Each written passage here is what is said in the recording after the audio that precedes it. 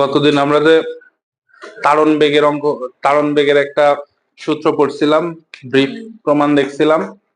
তাড়ন বেগের সূত্রটা আমাদের কি ছিল মনে আছে? তাড়ন বেগের সূত্রটা ছিল I সমান AV/NE। এ হচ্ছে প্রস্থচ্ছেদের ক্ষেত্রফল, ভি হচ্ছে তাড়ন বেগ, এন হচ্ছে ইলেকট্রনের সংখ্যা ঘনত্ব। ঠিক আছে, একক দৈর্ঘ্যে ইলেকট্রনের সংখ্যা ঘনত্ব, ই হচ্ছে ইলেকট্রনের কি চার্জ। আচ্ছা দেখি 10⁻⁻⁴ মিটার স্কয়ার প্রস্থচ্ছেদ যুক্ত, মানে এটা কার মান? এর মান। এর মধ্যে দিয়ে 10 অ্যাম্পিয়ার প্রবাহ মাত্রা চালানো হচ্ছে, আয়ের মান। এই যে ইলেকট্রনের সংখ্যা ঘনত্ব দেওয়া আছে ছোট হাতের এন, তাহলে বিচলন বেগ কত হবে? ভি সমান কত? এখান থেকে ভি সমান কি হবে? I/ANE। মানগুলা দেওয়া আছে, সব বসাইতে হবে। ঠিক আছে, যত আসবে এত মিটার পার সেকেন্ড। এবার তাকা পরেরটুকু দেখ, পরিবাহীটির দৈর্ঘ্য 3 মিটার। গতদিন আমরা এরকম একটা পরিবাহী তার আঁকাইছিলাম না? আচ্ছা, পরিবাহী তারের এই যে দৈর্ঘ্যকে আমরা কি দিয়ে প্রকাশ করছিলাম? এল। আচ্ছা, এর বিচলন বেগ যদি ভি হয় তাহলে আমরা কি লিখছিলাম? ভি সমান, এটা ছোট হাতের এল লিখছিলাম, L/T। তো এখানে বলছে পরিবাহীটির দৈর্ঘ্য হচ্ছে কত? এটা এল এর মান। ইলেকট্রন তাড়িত হয়ে পরিবাহীর এক প্রান্ত হতে অপর প্রান্তে পৌঁছাতে কত সময় নেবে? টির মান বের করতে হবে। কত সময় নেবে? টির মান বের করতে হবে। ভি তো এখানে পাবোই, তাহলে টি সমান কি হবে? L/V। এল এর মান 3, ভির মান এই যে এখান থেকে বসাইতে হবে, যত আসবে এত সেকেন্ড আসবে। ঠিক আছে, চল।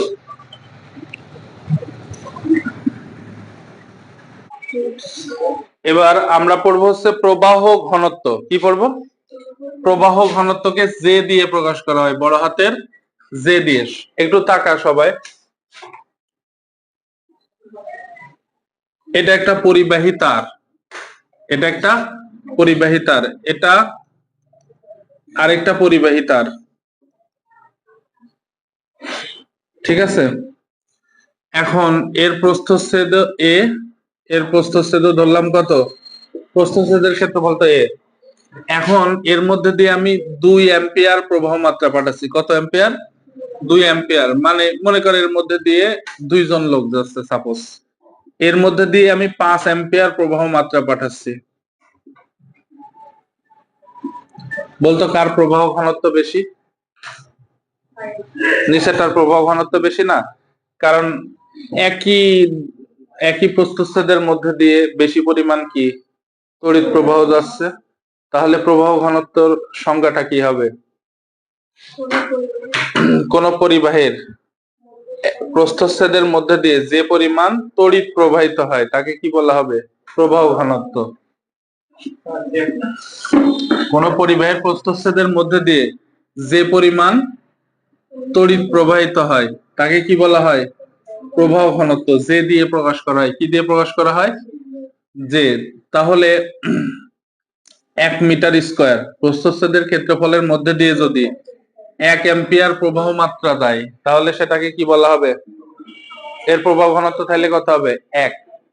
ঠিক আছে, আচ্ছা প্রবাহ ঘনত্বের একক কি? আয়ের একক কি? আয়ের একক হচ্ছে অ্যাম্পিয়ার, এটার মিটার স্কয়ার, তাহলে অ্যাম্পিয়ার পার মিটার স্কয়ার। ঠিক আছে, আচ্ছা প্রবাহ ঘনত্ব, তড়িৎ প্রবাহ এবং বিচলন বেগের মধ্যে সম্পর্ক কি? প্রবাহ ঘনত্ব, তড়িৎ প্রবাহ এবং বিচলন বেগের মধ্যে সম্পর্ক।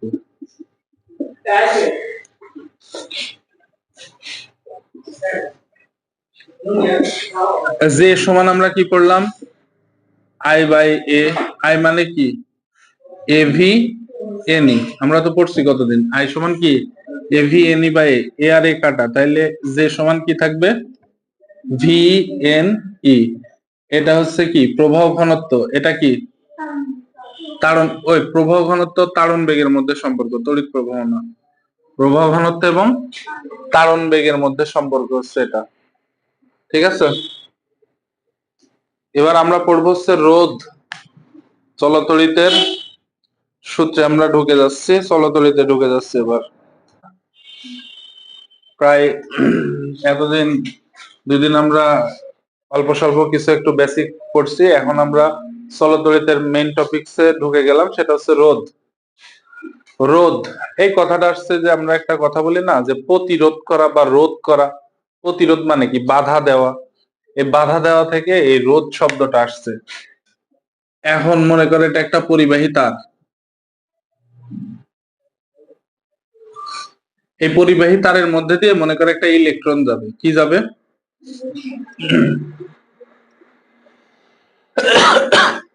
এখন এই ইলেকট্রন যেতে হলে, ইলেকট্রন যখন যাবে তখন এই তারের মধ্যে আরো অনেক উপাদান থাকবে না? শুধু কি ইলেকট্রন থাকে? আমরা গতদিন যে সোডিয়ামের স্ট্রাকচার পড়ছিলাম মনে আছে? এটা ছিল আমাদের নিউক্লিয়াস, 3টা কক্ষপথ ছিল, শেষে কি ছিল? ইলেকট্রন। তো এইটুকুকে আমরা কি ধরছিলাম? প্লাস, এর সাথে একটা কি আসছিল? ইলেকট্রন না? তো মনে করে এই ইলেকট্রন, এর সাথে তো এই প্লাসও আছে। আবার এই তারটা বিভিন্ন উপাদান নিয়ে গঠিত না, বিভিন্ন অনুপরমাণু আছে। তো ইলেকট্রন যখন এদিকে যাইতে থাকবে তখন তো ইলেকট্রনকে তো স্বাভাবিকভাবে যাইতে দিবে না। ইলেকট্রন কি হবে? বাধাপ্রাপ্ত হবে। ইলেকট্রনের যাত্রাকে কি করবে? প্রতিরোধ করবে। প্রতিরোধের ইংরেজি কি? রেজিস্ট। রেজিস্ট মানে প্রতিরোধ করা, এটা হচ্ছে ভার্ব। এখান থেকে কি আসছে? রেজিস্টেন্স। রেজিস্ট্যান্স মানে প্রতিরোধ বা রোধ, এটা মানে হচ্ছে রোধ। ঠিক আছে, রেজিস্ট্যান্সের বড় হাতের আর দিয়ে রোধকে প্রকাশ করা হয়। রেজিস্ট্যান্সের বড় হাতের আর দিয়ে রোধকে প্রকাশ করা হয়। তাহলে রোধের সংজ্ঞাটা কি হবে বলতো? না, ওইভাবে বলা যাবে না। কোন পরিবাহীর যে ধর্মের কারণে তার মধ্যে দিয়ে তড়িৎ প্রবাহ বাধাগ্রস্ত হয়, পরিবাহীর ওই ধর্মকে রোধ বলে। এখন তো অপরিবাহীর মধ্যে দিয়ে যায় না, তড়িৎ প্রবাহ যায়? তড়িৎ প্রবাহ যায় না, তাইলে বাধাগ্রস্ত কিভাবে হবে? তো পরিবাহী কথাটা উল্লেখ থাকতে হবে রোধের। পরিবাহীর যে ধর্মের কারণে তার মধ্যে দিয়ে কি তড়িৎ প্রবাহ বাধাগ্রস্ত হয় তাকে কি বলা হয়? রোধ। ঠিক আছে। আচ্ছা, রোধের কিছু নির্ভরশীলতা আছে।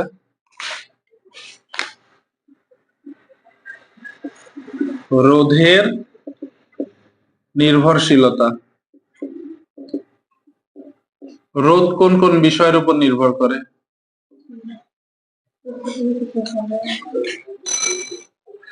আচ্ছা,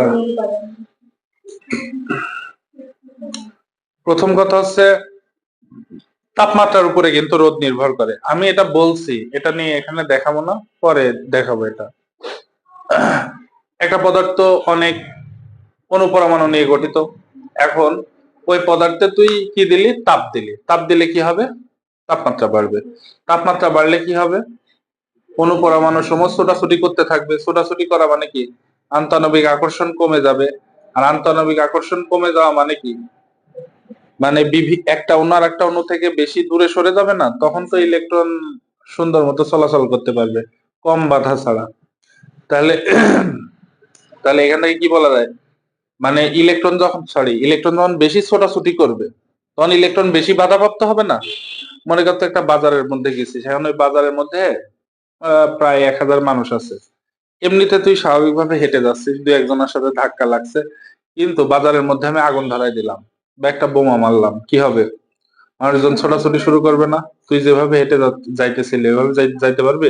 তাহলে বেশি বাধার সম্মুখীন হবে না? অর্থাৎ এখানে রোধ হচ্ছে তাপমাত্রার উপর এইভাবে নির্ভরশীল। তাপমাত্রা বাড়লে রোধ বাড়ে, তাপমাত্রা কমলে রোধ কমে। ওটা আমাদের দরকার নাই। প্রথমে আমরা একটু চিত্র আঁকায় আঁকাই দেখবো।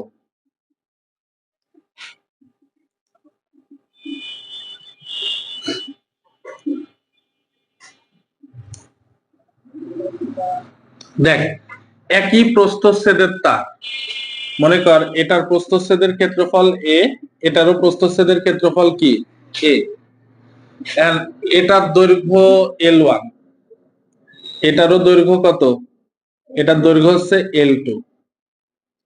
আর এই তারটাও তামার তৈরি, এটাও কার তৈরি? তামারই তৈরি, একই উপাদানের তৈরি, একই প্রস্থচ্ছেদের।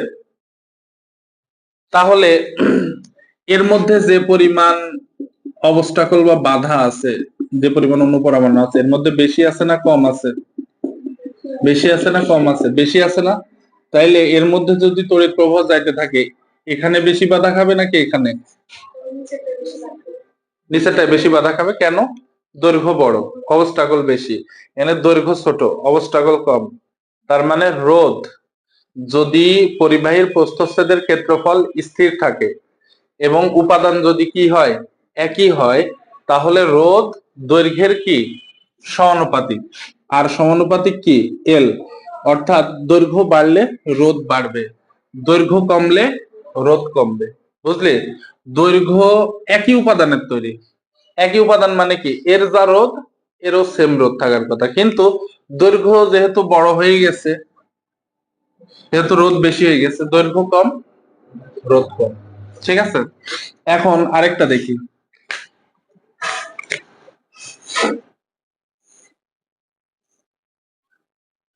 এটার দৈর্ঘ্য হচ্ছে এল। দৈর্ঘ্য কত? এল। এটার প্রস্থচ্ছেদের ক্ষেত্রফল হচ্ছে A1।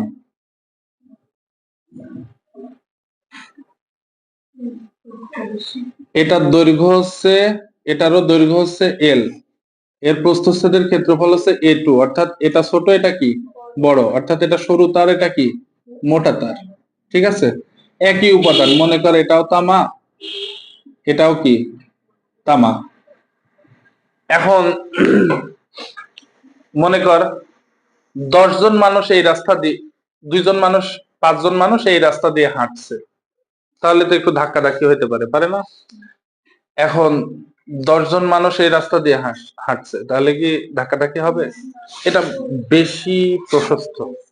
ঠিক আছে, তার মানে এখান থেকে কি বোঝা যায়? প্রস্থচ্ছেদের ক্ষেত্রফল কম হইলে রোধ কি হবে? বেশি। প্রস্থচ্ছেদের ক্ষেত্রফল বেশি হইলে রোধ কি হবে? কম। তাহলে এখান থেকে কি বলা যায়? যদি দৈর্ঘ্য এবং উপাদান যদি স্থির থাকে, তাহলে রোধ কার সমানুপাতিক? রোধ হচ্ছে প্রস্থচ্ছেদের ব্যস্তানুপাতিক। অর্থাৎ প্রস্থচ্ছেদের ক্ষেত্রফল বাড়লে রোধ কমবে, প্রস্থচ্ছেদের ক্ষেত্রফল কমলে রোধ বাড়বে। ঠিক আছে, আচ্ছা এই দুইটা যদি আমি কম্বাইন করি, মনে করি এটা 1 নম্বর সমীকরণ, এটা 2 নম্বর। এখন যদি এল এবং এ, দৈর্ঘ্য এবং প্রস্থচ্ছেদ দুইটাই যদি পরিবর্তনশীল হয়, তাহলে এখান থেকে কি লেখা যাবে? আর সমানুপাতিক এল বাই এ। সমানুপাতিক চিহ্ন তুললে কি আসে? এটা সমানুপাতিক ধ্রুবক আসে, ওটাকে বলা হয় rho. Rho L by A. Rho কি? রো কে বলা হয় উপাদানের আপেক্ষিক রোধ। উপাদানের আপেক্ষিক রোধ। আপেক্ষিক রোধ কেমন? যেমন এখানে তামা, এখানেও তামা, অর্থাৎ এর আপেক্ষিক রোধ যা, এর আপেক্ষিক রোধও তাই। কিন্তু এমনি রোধ কিন্তু আবার আলাদা, এর বেশি আর এর কি? কম। আপেক্ষিক রোধ কিন্তু একই হবে। ঠিক আছে, এর আপেক্ষিক রোধ রো, এরও রো। রো 1 রো 2 এরকম হবে না। একই উপাদানের তৈরি হলে আপেক্ষিক রোধ কি হবে? সেম। এটা যদি তামার, এটা যদি লোহা হইতো, তাহলে আপেক্ষিক রোধ কি হইতো? আলাদা। ঠিক আছে, রো কে বলা হয় উপাদানের আপেক্ষিক রোধ বা রোধাঙ্ক বা রোধ গুণাঙ্ক। কি বলা হয়? এটাকে বলা হয় আপেক্ষিক রোধ বা রোধাঙ্ক বা রোধ গুণাঙ্ক। ঠিক আছে, আচ্ছা রোধ আবিষ্কার করছেন কে? বিজ্ঞানী ওহম। তাই তার নাম অনুসারে রোধের এককটা কি বলা হয়? ওহম। রোধের একক হচ্ছে, আর এর একক কি? আর এর একক হচ্ছে ওহম। এটা আমরা ছোটবেলা থেকেই জানি। আচ্ছা, আপেক্ষিক রোধ সমান কি লেখা যায়? রো সমান আর এ বাই এল না? এখান থেকে তোকে যদি বলে আপেক্ষিক রোধ কাকে বলে, কিভাবে সংজ্ঞা দিবি? ফিজিক্সের সংজ্ঞা সবসময় এইভাবে ঘুরে দিতে হয়। যদি সামথিং বাই সামথিং থাকে, নিচ থেকে ঘুরে উপরে উঠতে হবে এবং সবগুলা কি বসাইতে হবে? এক। কি বসাইতে হবে? এক। দৈর্ঘ্যের একক কি বল? দৈর্ঘ্যের একক কি? মিটার। তাহলে এখানে বসা 1 মিটার। ক্ষেত্রফলের একক কি? Metre square. 1 metre square. দেখ, 1 মিটার দৈর্ঘ্যে, এক 1 মিটার দৈর্ঘ্যের পরিবাহীর 1 মিটার স্কয়ার প্রস্থচ্ছেদের ক্ষেত্রফলে যে পরিমাণ রোধ থাকে তাকে ওই উপাদানের পরিবাহীর উপাদানের আপেক্ষিক রোধ বলে। ঠিক আছে, কিভাবে ঘুরতে হবে? নিচ থেকে উপরে ঘুরলে সংজ্ঞা হয়ে যাবে। আবার যদি মনে করেন নিচে কিছু নাই, তাহলে কিভাবে সংজ্ঞা আসে? সংজ্ঞা আসে ডান থেকে কোথায় যাইতে হয়? বামে। এক এক করে বসায় যাবে, সংজ্ঞা হয়ে যাবে। ঠিক আছে, তাহলে 1 মিটার দৈর্ঘ্যের পরিবাহীর 1 মিটার স্কয়ার প্রস্থচ্ছেদের ক্ষেত্রফলে যে পরিমাণ রোধ থাকে তাকে ওই পরিবাহীর উপাদানের কি বলা হয়? আপেক্ষিক রোধ। আপেক্ষিক রোধের একক কি? রো সমান, রোধের একক হচ্ছে মিটার, ক্ষেত্রফলের একক মিটার স্কয়ার, দৈর্ঘ্যের একক মিটার, মিটার দিয়ে মিটার স্কয়ারে কাটলে এটা হচ্ছে ওহম মিটার। এটা হচ্ছে এসআই একক। এসআই এককের আগে কি পদ্ধতি চালু ছিল? সিজিএস। সিজিএস পদ্ধতিতে রোধের একক ছিল হচ্ছে ওহম সেন্টিমিটার। কি ছিল? Ohm centimetre. ঠিক আছে, তাহলে এটুকু।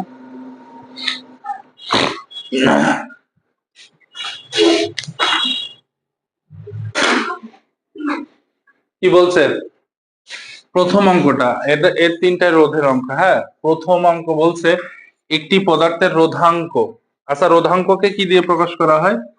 এইমাত্র দেখলাম রোধাঙ্ককে প্রকাশ করে রো দিয়ে। রো দেওয়া আছে ওই পদার্থের 0.5 সেন্টিমিটার, 0.5 সেন্টিমিটার কি ব্যাসের, এটা ব্যাসের হবে, এখানে ব্যাসের লেখাটা হয়নি। ব্যাসের কত দৈর্ঘ্যের তার নিলে রোধ 20 ওহম হবে। এখন ব্যাস আছে, আমাদের কি বের করতে হবে? এর আচ্ছা, এটার আনসার, একের আনসারটা দেখ। আমরা সূত্রটা কি জানি? আর সমান রো এল বাই এ। এখান থেকে আবার কি বের করতে হবে? এল বের করতে হবে। এল সমান আর এ বাই কত? রো। আর এর মানও দেওয়া আছে, রোর মানও দেওয়া আছে, কিন্তু এর মান কি দেওয়া আছে? সাধারণত তার কেমন হয়? তার গোলাকার হয় না? গোলাকার তারের প্রস্থচ্ছেদের ক্ষেত্রফল কেমন হয়? পাই আর স্কয়ার। আরটা কি? আর হচ্ছে ব্যাসার্ধ, তাইলে ওইটার কি হবে? অর্ধেক। তাইলে আমরা একটু দেখি কি কি দেওয়া আছে। রোধাঙ্ক রো সমান কত? 12 ইন্টু 10⁻⁶ ওহম সেন্টিমিটার। সেন্টিমিটারকে কি বানাইতে হবে? সেন্টিমিটারকে মিটার বানাইতে হবে। 10⁻⁶ ইন্টু 10⁻² ওহম মিটার। 100 দিয়ে ভাগ করাও যে কথা, 10⁻² দিয়ে গুণ করা একই কথা। আচ্ছা, ব্যাস দেওয়া আছে, এটা ব্যাসার্ধ কত হবে? 0.5/2 সমান 0.25 সেন্টিমিটার। কিন্তু সেন্টিমিটার তো রাখা যাবে না, এটা কি বানাইতে হবে? 0.25 ইন্টু 10⁻² মিটার। ঠিক আছে, আর রোধাঙ্ক, রোধ তো দেওয়াই আছে, আর এর মান কত দেওয়া আছে? 20 ওহম। এখানে বসাই দিই 20 ইন্টু আর এর ই কি? পাই আর স্কয়ার। আর কি? পাই আর, সরি, এ কি? এ হচ্ছে পাই আর স্কয়ার। পায়ের মান হচ্ছে 3.1416 ইন্টু 0.25 ইন্টু 10⁻² করে কি স্কয়ার, আর নিচে কত? 1 পয়েন্ট না 12 ইন্টু 10⁻⁶ ইন্টু 10⁻², যত আসবে এত মিটার আনসার। এই 10⁻⁶ আর 10⁻² মানে কত? একবারে 10⁻⁸। ঠিক আছে, এটা হচ্ছে আমাদের একের আনসার।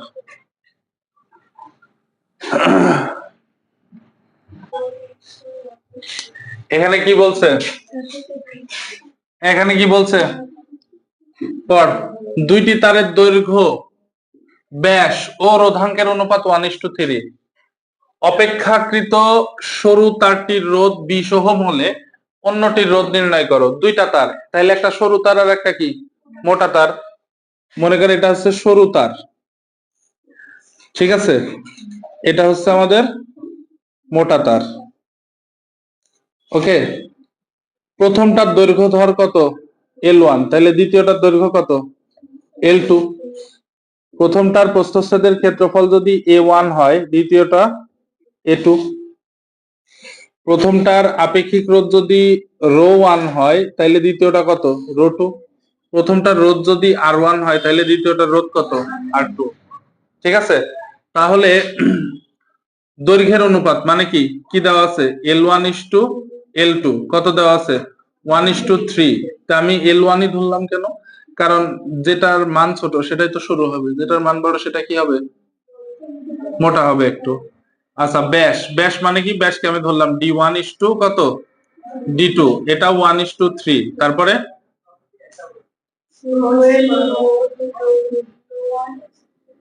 রোধাঙ্ক ρ1:ρ2 সমান কত 1:3।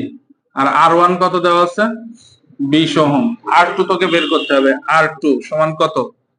তো R1 এর ইকুয়েশনটা কি হবে বলতো, ρ1 L1/A1, R2 কত হবে ρ2 L2/A2 বাই লিখছি কেন, ρ2 এর ইকুয়েশন কি হবে, R2 এর ইকুয়েশন ρ2 L2/A2।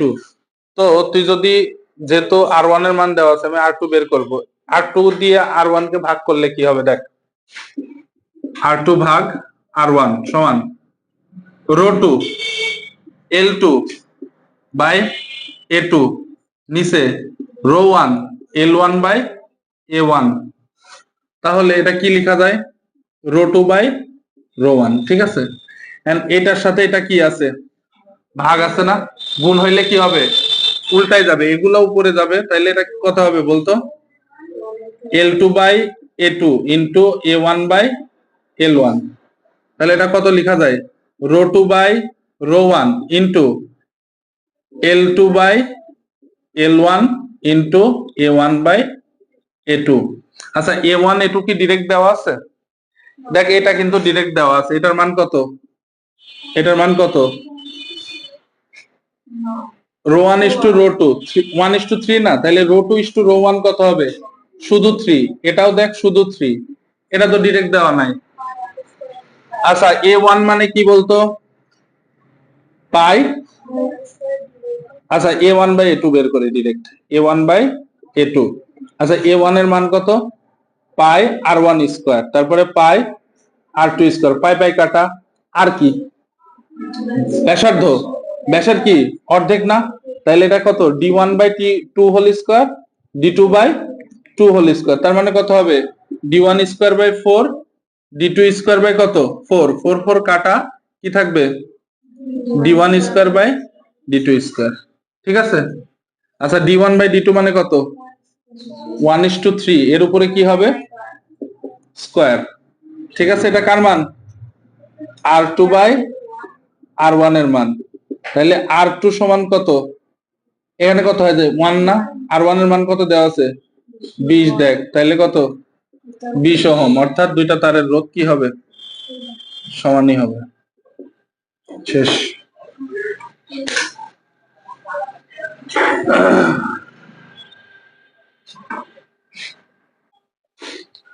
10 গ্রাম ভরের একটি তামার পিণ্ড, 10 গ্রাম, এটি কার মান দেওয়া আছে এম এর মান, এম এর মান দেওয়া আছে 10 গ্রাম, পাপ মুক্ত করলে কত হবে কেজিতে গেলে 10⁻³ কেজি, ঠিক আছে।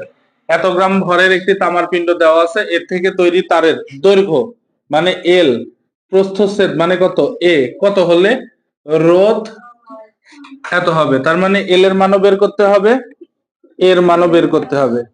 আচ্ছা ঘনত্ব দেওয়া আছে, যেহেতু এখানে আমরা আপেক্ষিক রোধকে কি ধরছি রো ধরছি না, তাহলে এই ঘনত্বকে বড় হাতে ডি ধরবো, ঘনত্বের ইংরেজি কি ডেনসিটি, ডেনসিটি ডি ধরলাম। আর রোধাঙ্ক এটা কার মান রোর মান, এটা সেন্টিমিটারে আছে, এটা সেন্টিমিটার কিউবে আছে। আচ্ছা গ্রামকে মিটার বানাইতে হলে কি করতে হবে 10⁻³ দিয়ে গুণ, সেন্টিমিটার কিউব উপরে আছে নাকি নিচে আছে, নিচে আছে। 1 সেন্টিমিটার সমান কত 10⁻², তাহলে সেন্টিমিটার কিউব মানে কত 10⁻⁶, তাহলে এটা কত হবে 9 × 10³ কেজি পার মিটার কিউব, ঠিক আছে।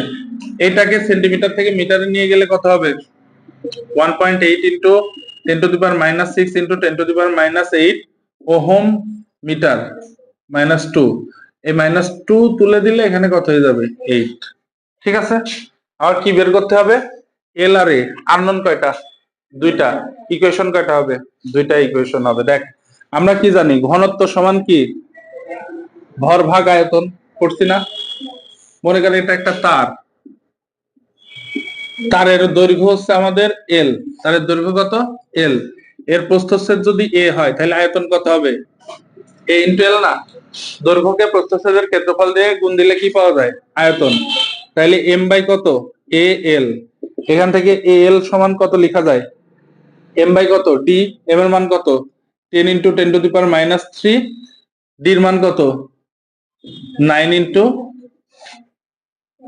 10³ এটা যদি উপরে উঠে যায় তাহলে কি হবে? 1.11 ইন্টু 10⁻⁶। হিসাব করে দেখ, এটা সমীকরণ কত? একটা সমীকরণ পাইছি। আর একটা সূত্র কি আমাদের? আর সমান রো এল বাই এ। এখান থেকে এল বাই এ সমান কত লেখা যায়? আর বাই রো। আর এর মান কত দেওয়া আছে? 2 না? আচ্ছা, রোর মান কত? 1.8 ইন্টু 10⁻⁸। আচ্ছা, এটা সমীকরণ কত? 2। এখন আমি 1 আর 2 যদি গুণ করি দেখতো কি হয়? 1 গুণ 2, 1 আর 2 গুণ কর। 1 নম্বরটা কি? এ এল। 2 নম্বরটা কি? এল বাই এ সমান কত? প্রথমটা হচ্ছে 1.11 ইন্টু 10⁻⁶, তারপরেরটা কত?